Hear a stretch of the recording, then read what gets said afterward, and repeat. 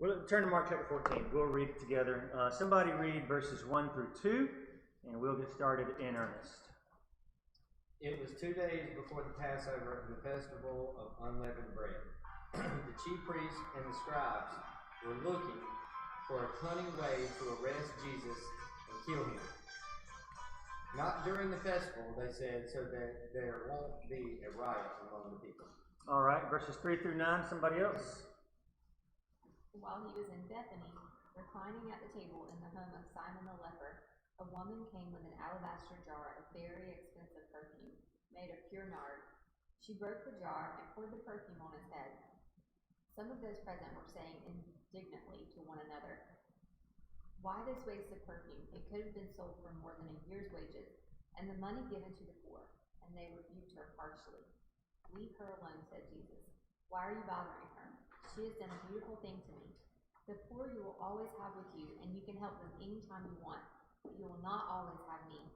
She did what she could. She poured perfume on my body beforehand to prepare me for my burial.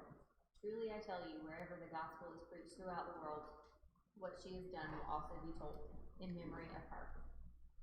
Okay, so let's talk about this secret plot, the plot to kill Jesus, the plotting in secret.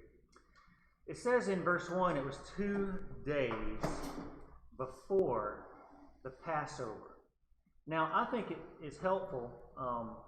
I wish somebody would have done something like this for me when I was a young man. I want to show you when the 3 major festivals are. You can see the 3 major festivals. What are they?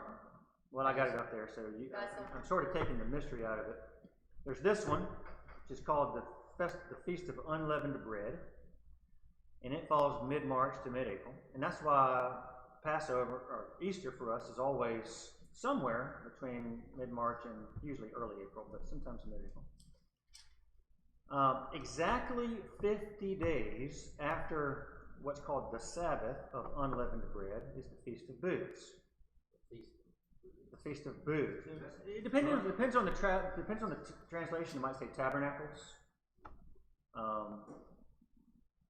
Oh, I have the wrong thing written down there. I've got Feast of Booths both times.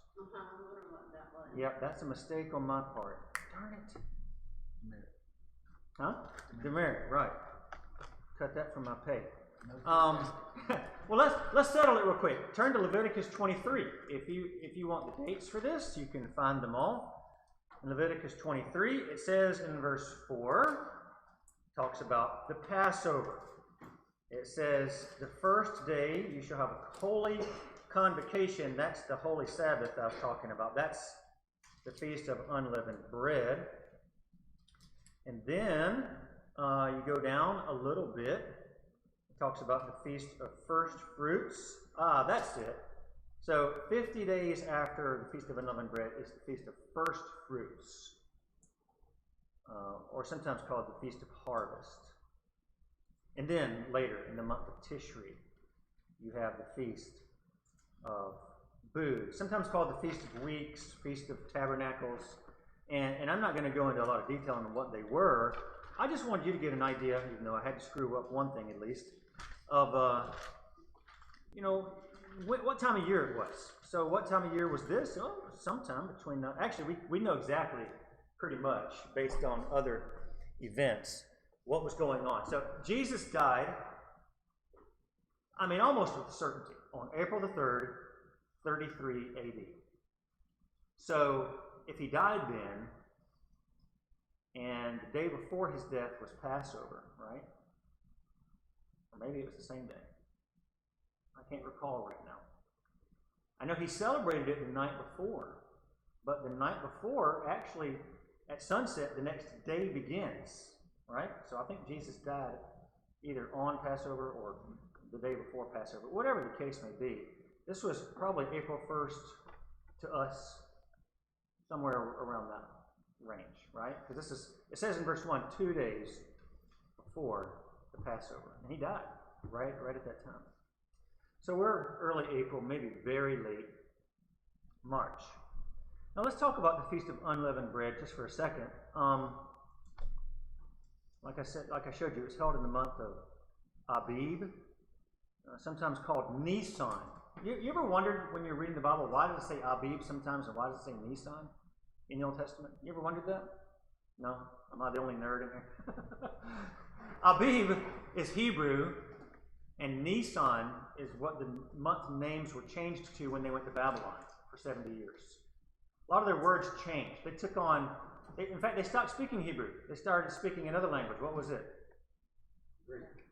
Not Greek, not yet. Aramaic.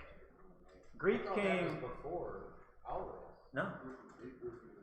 Hebrew is what they spoke until they went to Babylon. Then they started picking up Aramaic, and to the point where that's basically all they spoke.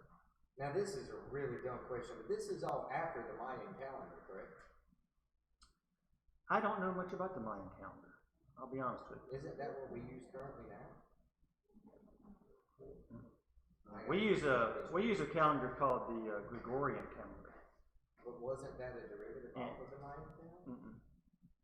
Gregorian calendar is based on well, it's called Gregorian because it has to do with Pope Gregory, and he would not have even known who the Mayans were. So I don't know. But that would, if it was a pope that uses the calendar we have, that would have been after Jesus, correct? Yeah. Right. Think about it. Jesus didn't. I mean, they structured their year differently. Their year back then could have been 2 months. Well, like you remember when I showed you the. Let me go back to this one. Where the month Tishri also includes the Jewish New Year. Their New Year started in like October. Ours begins January 1st. So I mean, it's just different cultures, different ways of. We're so worldwide now on how we keep time, and kind of, we all keep the same calendar. Right. But that's not the way it used to be. And this is why when trying to figure out dates in the Old Testament, it gets very confusing because sometimes they're using a Hebrew calendar, sometimes and when I say Hebrew calendar, usually what they would do is they would figure dates based on who was in charge, who the kings were. Right. Well, what if there's no Hebrew king? Well, then you go based on the Babylonian king, and it gets mixed up. But anyway, here we are in the month Abib, mid-March to mid-April. This happened to be very early April. We know that because we know when Jesus died. And the Feast of Unleavened Bread was actually, early on, Passover and the Feast of Unleavened Bread were two separate things. Y'all know what Passover was, right? I don't need to go all the way back to the book of Exodus, do it? Passover inaugurated the night that God delivered them from Egypt, the night of the 10th plague. And it was called, the festival after that, which lasted 7 days, was called the Feast of Unleavened Bread because it not only commemorated that miraculous event, but they ate, you go all the way back to the actual deliverance from Egypt, and they ate unleavened bread because that was God's way of symbolizing, you're going to be delivered so fast today, like literally today, you're going to be delivered so fast, your bread won't even have time to rise. And that's why for 7 days they had this feast of unleavened bread. And so honorable Jews, there were dishonorable Jews, right? But honorable Jews, including Joseph, Mary, and Jesus, they took these festivals, very seriously. You remember when Jesus goes to the temple at age 12 with Joseph and Mary, and they leave with the rest of the family, and he gets left behind, and where is he? Where is he? Well, they had gone to one of these festivals. And we see Jesus later in John chapter 2, going to the festivals, going to the Passovers. Now it says, by stealth, they were seeking to kill him, for they said, not during the feast. Let's not do this. In other words, they had resolved in their minds, we're going to kill him, and we want it to be a secret. In other words, we don't want everybody to find out. Now, why did they say, lest there be an uproar? Well, first of all, let's talk about who these bad guys are. It says the chief priests and the scribes. Who is, if you had to say, who is the chief priest, what would you say? There's one. If you had to pick one, who would it be? Say it. No. Well, not today. Back then. There was one guy, remember, that could do special things that nobody else could do. Who was it? The high priest, that's right. And so, have you ever wondered why is there an S on the end of chief priest? S, chief priests. So who are these other chief priests? Well, if you go all the way back to Exodus and Leviticus, Numbers, Deuteronomy, you've got the high priest, Aaron and his descendants, and then you've got other priests, but there is no mention of chief priests in the Old Testament. So the best, I can figure and other theologians can figure is that this is sort of a political class of priests that grew up. And does that surprise you at all? Look at how politically connected and concerned these guys are. They are all about power, right? That's the whole reason they want to kill Jesus. Now the chief priest, now in this case it would have been Annas and Caiaphas. They would have been one of the chief. They would have been the chief priest of the chief priests. But anyway, who you think in today's time would be the closest person? Well, there isn't one to those people, though. It would depend on your religion. To the Catholics, it would be the Pope. To the Protestants, don't have one. I mean, Protestants maybe usually used to would have said Billy Graham, maybe America's pastor and all that, but there is no. I don't think he fit that. Depends on if you're Orthodox. The Russian Orthodox Church has their Pope. They don't call him Pope, but and each one has their own. Mormons have a senior elder. I forget what they call him, but John Smith Jr. No, he's dead. I mean today. John Smith Jr. Are you saying each one in succession takes something named John Smith? I mean, I didn't know. They'd be looking like the 18th by now or something. John Smith, 23rd. Brigham Young. I don't know. But these chief priests and scribes, and it uses this word by stealth. That's an interesting word. I looked up every other place it's used in the New Testament, and it's always meant to deceive for treacherous purposes. For example, in Matthew 26, verse 4, the same exact word, I don't know why it's translated differently by the translators of our English translations, but it says, they conspired to arrest Jesus in a treacherous way, treacherously. And in Acts 13, Peter says to Simon the magician, you are full of deceit and trickery. So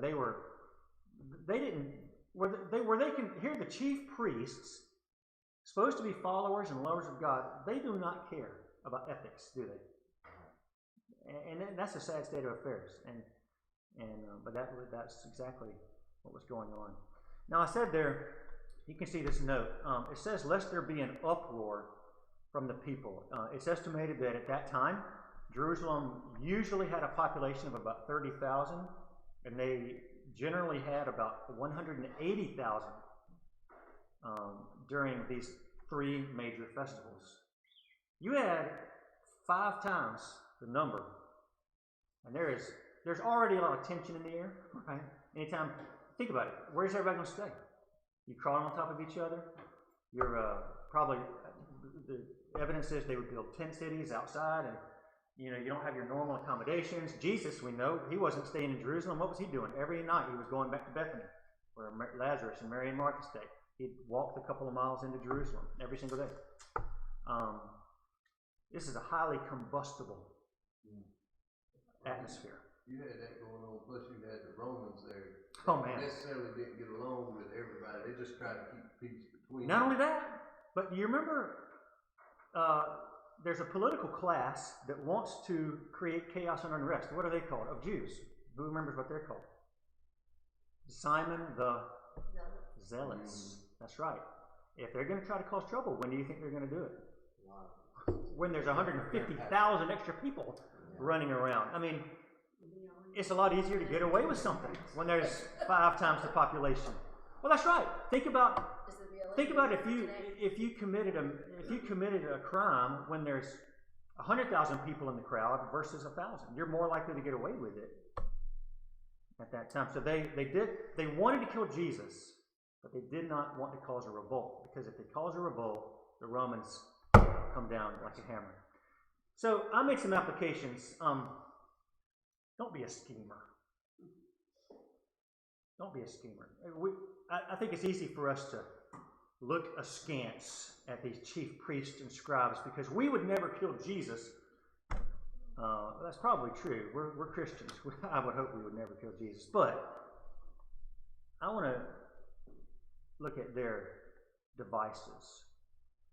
I remember of course, I have a lot of favorite lines from The Dark Knight. It's a good movie. But the Joker, after Harvey Dent has his accident, he says, he's talking about the mob and cops and Commissioner Gordon. He says, they're schemers. They're all trying to control their little worlds. And that's what scheming is. It's an attempt to control something that you, by all rights, do not really have control over. How do we do that? How does this happen in the church? How does this happen in the church? What does scheming look like in your family, in the church?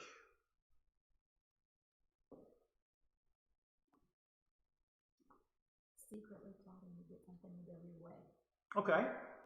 But maybe not trying to be malicious about it, but just trying to push your agenda. Right. So let's say there's something about Matt I don't like. Right? We don't have So, Missy's like, I need counseling right after the service. so gossip. Okay, yes, but let me show you a way that I think it goes. There's something about Matt I don't like. There's something he's doing at his shop I don't care for. I'm the pastor, and he's got some display up that I don't think is Christian. That's not true, by the way. But anyway, The door probably was have in a that door. and so instead of me being a man and just going to Matt and saying, Matt, listen, I got a concern about something, and I want to share it with you. I'm not telling you what to do, but this is my concern. I go to Jesse, his right-hand man, or Cammy. Man, I don't like that sign very much. It ain't very Christian. Why would Matt do that? I think you need to ask him to change that. Now, there's an above-board way to handle differences, and there's a schemer's way to handle differences. And it's like the Joker said, we try to control everything. Not everybody, some of us. And schemers, like these people, work in the shadows in order to control. And we don't want to do that. We would never do something as serious as this, but we still want to be above board. We want to be, we'll talk more about Galatians chapter 6 in just a second, but let's move on to the beautiful things of verses 3 through 9. Let's take a look at the facts of this story. It occurred in Bethany, which is a short walk from Jerusalem. We see, if you go back to chapter 11, I'm not asking you to do that, but that's where the triumphal entry happens. We see that he's going back and forth between Bethany and Jerusalem. So he's just using Bethany as sort of a base of operations. And the dinner was at the house of Simon the leper, it says. Now that's an interesting thing, isn't it? Do you think he was currently leprous? No. Or had he been a leper at some point in the past? Right, I mean, it says that not only Jesus was there, but other people were there. We know that because it doesn't say who, even though we learned from Matthew, but there were some people in verse 4 who are complaining, and the woman comes in, so there's at least 2 or 3 other people plus the woman. Now, if you go over to Matthew chapter 26, we learn a few things. First of all, if you go we know this is the same story because chapter 26 verses 1 to 5 have the same story about the plotting priests. It says in verse 8, the disciples were indignant. So when it says there were some in verse 4, you can just think to yourself, the disciples. Now this pure nard, what is that? Well, it's an ointment that was actually imported. They couldn't make it there in Israel. It was imported from India. And that's what actually made it very costly. And you can see there, verse 5, this ointment could have been sold for more than 300 denarii. Now, does anybody's translation say something different there? Rather than 300 denarii? A year's wage. And that's more of an interpretation, but that's exactly right. 300 denarii is about what the average working man would have made in an entire year. Now, I don't know about you. That's a lot of money. That's a lot of money for me. An entire year's. And this is a woman now. Now, maybe she was a woman of means. It's hard to imagine, like, where'd she get it from? There's a lot that we don't know about this story. I like to think she stole it from the high priest. Let's just insert some drama into this, right? Okay. David, there have been some speculation that she was the woman at the well. Really? Now that would be highly interesting. I hope we find out when we get to heaven. I kind of hope that's true. I would like to believe that. But we don't know. It says she's unnamed. It doesn't say who she is. Now, she poured it over his head. This was a sign of blessing. I would imagine that most of us here, or at least some of us, have the 23rd Psalm memorized, right? Remember what verse 5 says? You anoint with my head with oil. And then, but in typical Hebrew poetic fashion, this is a parallelism, right? The two sentences parallel each other. The very next phrase says, you anoint my head with oil, my cup runs over. My cup overflows. I am blessed beyond measure. And so that's what it meant to have your head anointed with oil.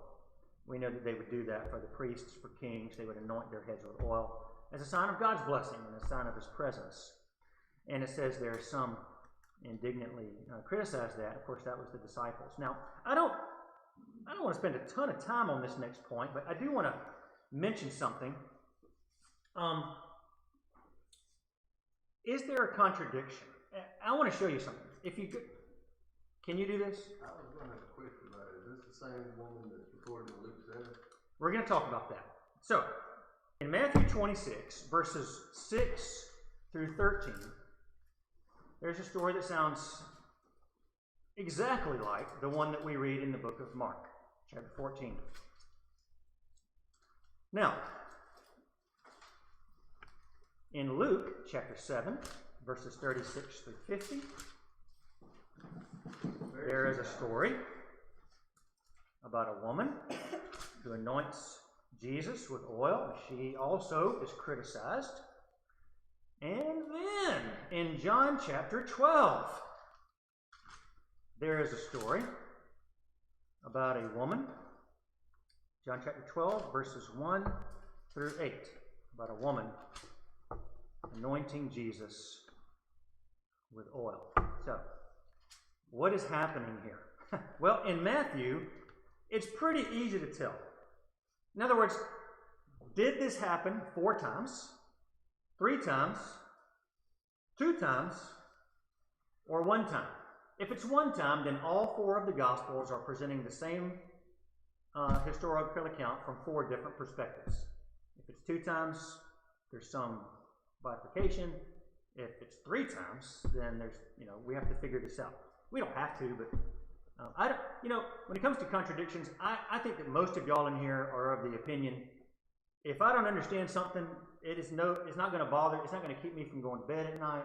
I trust God, and there's just something there I don't understand. But not everybody's like that. Some people get really bothered by contradictions. And so I want to just talk about this for a minute. When you look at Matthew chapter 26, Jesus being anointed is immediately preceded by the exact same story as we find in Mark, right? So can we at least conclude that Matthew and Mark are telling the same story? Yeah. Amen? Okay, so let's forget about Matthew for a second. What are the similarities? Well, in Mark and in Matthew, Simon is named as Simon the leper. In Luke, he is named in verse 36 as Simon, or actually he's called a Pharisee in verse 36, and then in verse 40, Jesus says, Simon, I have something to say to you. What chapter of Luke? Chapter 7. Oh, 7. Okay, you kept saying 8, so I was like, I can't. Did I? My apologies. So it's up there on the 7, screen too. okay. Simon 36, 7, Yeah, 36, 50. But that one includes a Pharisee. Now, in John chapter 12, well, let's let's consider this first. Is it possible that Simon the Pharisee and Simon the leper are the same guy? It's possible. It's possible. Now, I've heard some people argue that a Pharisee could not be a leper. Well, that's ridiculous. But what if he was? Well, a you can't just Pharisee say before that. he- What were the cultural, But it's not like considerations of leprosy it? says, oh, he's a Pharisee, I can't get him, but I can get this person over here. No, but the point is, if you were leprous, you were with what's the word I'm looking for? You were a call, isolated. right? You were isolated. You Yeah, were. I know. There's a But word I on don't think high. he's still a leper. Quarantine. He shouldn't have been there to begin with.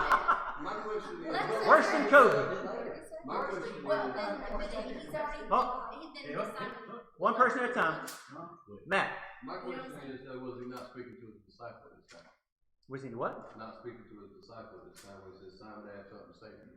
Like, was he private? Did he carry him off somewhere? I don't know. It doesn't say that specifically, does it? So that's something that would be interesting. I don't know. That's a good question. I hadn't considered that. Where the plot really thickens is in John 12, because let's note a couple things. John 12, 6 days before Passover, Jesus came to Bethany, where Lazarus was, whom Jesus had raised from the dead. So, where is he? Where is he in Mark? He's in Bethany. So, check. Right? Whose house is he at in John 12? Mary and Martha. Mary, Martha, and Lazarus. Lazarus. Whose house is he at in Mark? Simon the leper. How many days before the Passover in Mark? 2. How many days before the Passover in John? 6. Plus, in Luke and John, she washes his feet and not anoints his head. Right. So let's just talk through the possibilities just real quick. If Matthew, Mark, and John are telling different stories, what is the problem with it? Is there a problem? Don't think like a Christian for a second. Think like a skeptic. Okay? Think like a teenager who is looking for ways to pull at the threads of biblical inerrancy. What's the problem here? There's a glaring one to me. That they're different stories? Yeah. The days, the time period. Okay, well, let me just put it this way. What is the likelihood?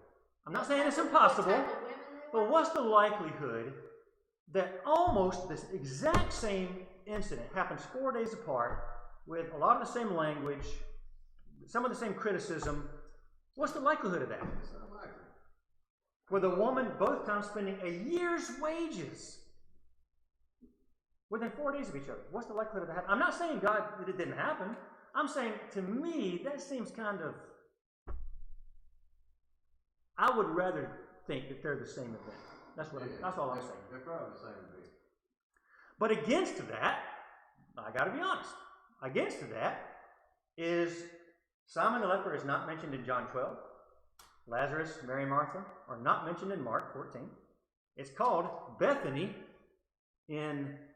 it's called Bethany both times. One time it says 6 days in John, and one time it says 2 days in Mark. What are the ways, let's be creative.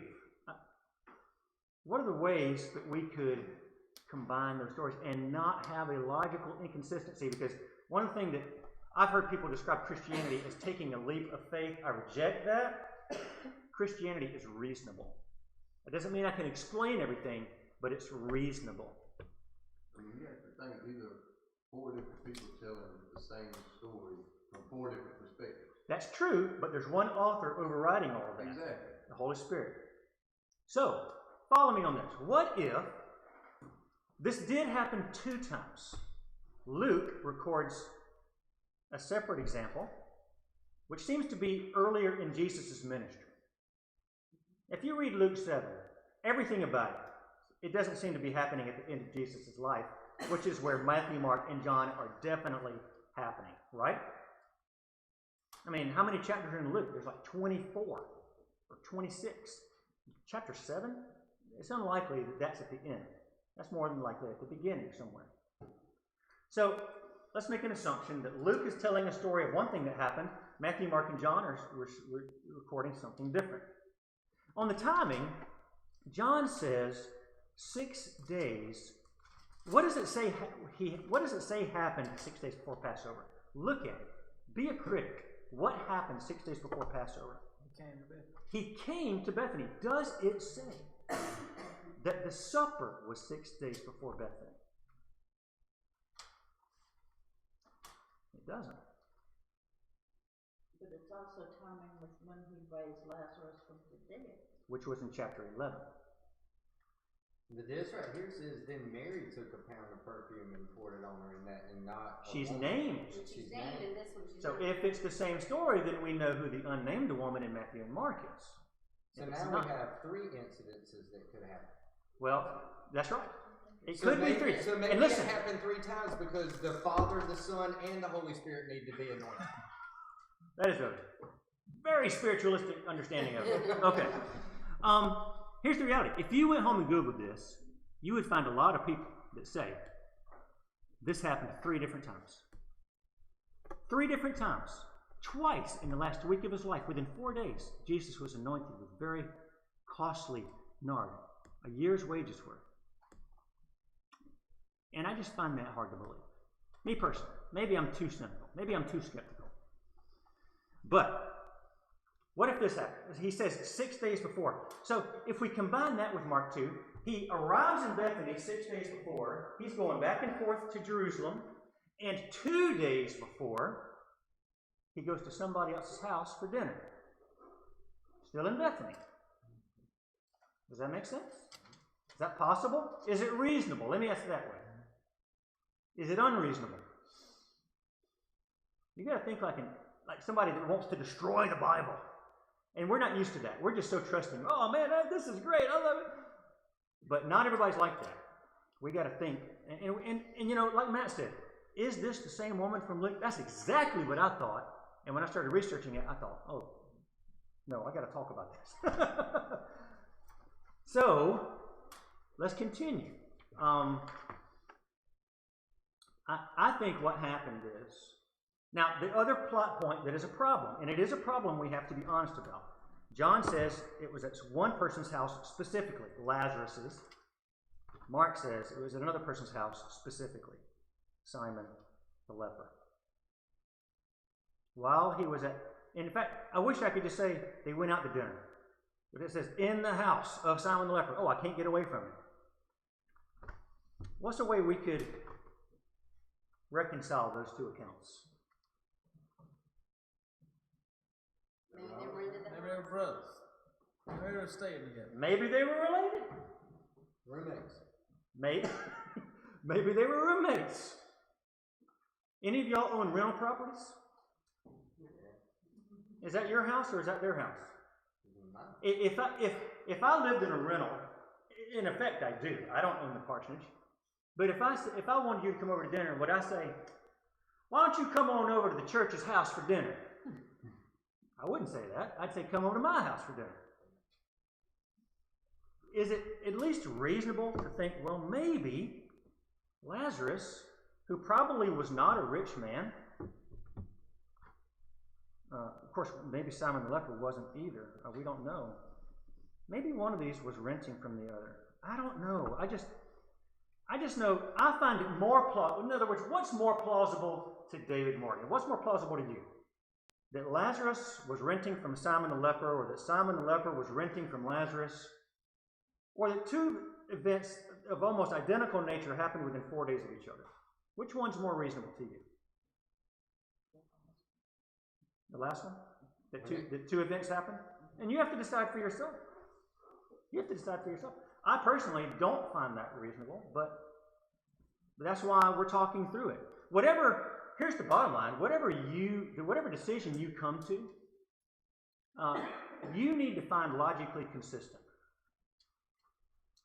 There are places in the Bible where I have to say, I don't understand that, and it doesn't matter because it's obviously true, and I just have to accept it by faith. But I would rather say, you know what, that makes sense to me because X, Y, and Z. That's just me. Let's talk for a second about, we do have to move on. I think it's getting late. Oh, it is getting very late. Let's talk about, I don't know. It's 6:57 by my watch. So let's talk about criticism. They asked, the disciples asked, why was the ointment wasted? Here's a principle I just want to leave you with. Focusing on why can lead to an ungrateful spirit. Focus on what God has done, on what God has done for you, on what people do, instead of why things happen. I was talking with somebody earlier today, and I was reminding them that even Job, after he lost everything except for his wife and his life, he did not question God. He did not blame God. And I think that that's very important for us. The second thing is, let's talk these insincere questions. This could have been sold, given to the poor. And we learned from another gospel record that they didn't really mean that. Judas was the one driving this train. He wanted to put some in his pocket. You know what I think? I think criticism, when criticism is truly constructive, man, it's a welcome thing, isn't it? But it's hard to accept criticism when you think it's insincerity behind it. When you don't think the person really loves you, when they don't have your best interest at heart, when they're just venting, when they got an ulterior motive like these people did. I think criticism often conceals sinful tendencies in the heart of the one criticizing. Here's an example. You shouldn't have done it that way. Reveals a controlling attitude in my heart. We could say that's just being critical, but why was I criticizing? It's because I want to control. They also, they criticized Jesus. He's a friend of sinners and gluttons and drunkards, they said. What do you think are the underlying sinful tendencies that might have been revealed by that criticism? Which was insincere, right? They didn't care that he was hanging out with them. They just wanted to look for a reason to criticize him. What about that criticism reveals to them there? Maybe they were just jealous they couldn't be like the sinners. Maybe. I tend to go the other direction. Sense of self-righteousness. Shouldn't be hanging out with people like that. Well, You're better than that. They weren't ones to talk. They weren't, by society standards, they were nothing to... But society viewed them as high priests. Or Well, you're you're talking about the I was drunkards. talking about the disciples. Yeah. That's Yeah. They wanted all of the attention. I think that's mainly what it was. What? That they wanted Jesus' attention more than, Jealousy. I think that was mainly. Which is a form of control as well. I want everybody's attention on me.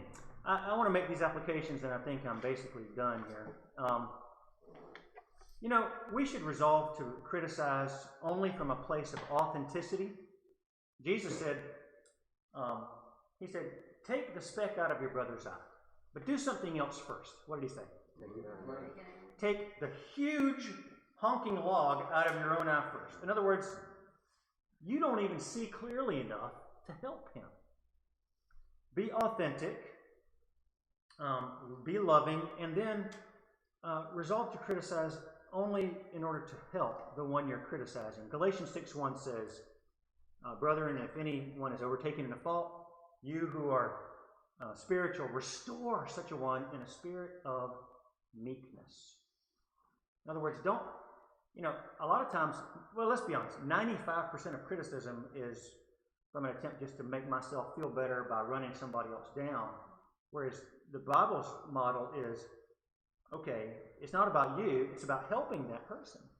And so we have to be authentic, loving, and helping. The other thing is resolve to let most of criticism roll off your back. I remember receiving a bit of advice once to take the duck in water principle. When ducks go underwater and they pop back up, 95% of the water just right off their back. 5% little beads and stuff stays on there.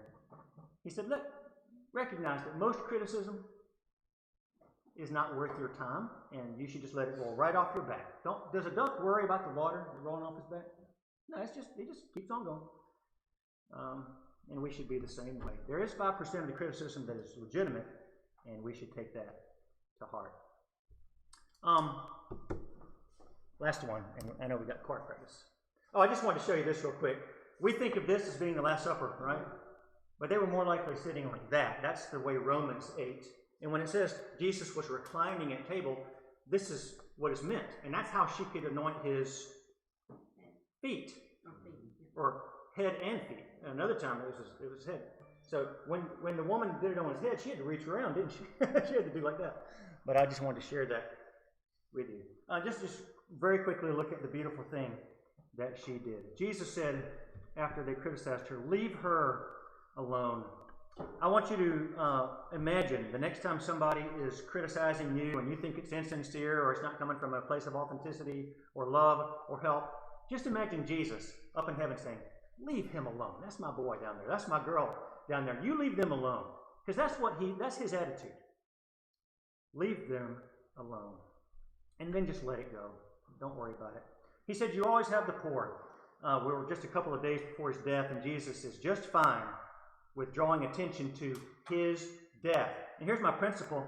We must draw attention to Jesus. Whatever our mercy ministries are, we took 125 meals out to folks for Thanksgiving. That is a wonderful mercy ministry, taking food to people that might not can afford it, might not have otherwise had a decent Thanksgiving meal.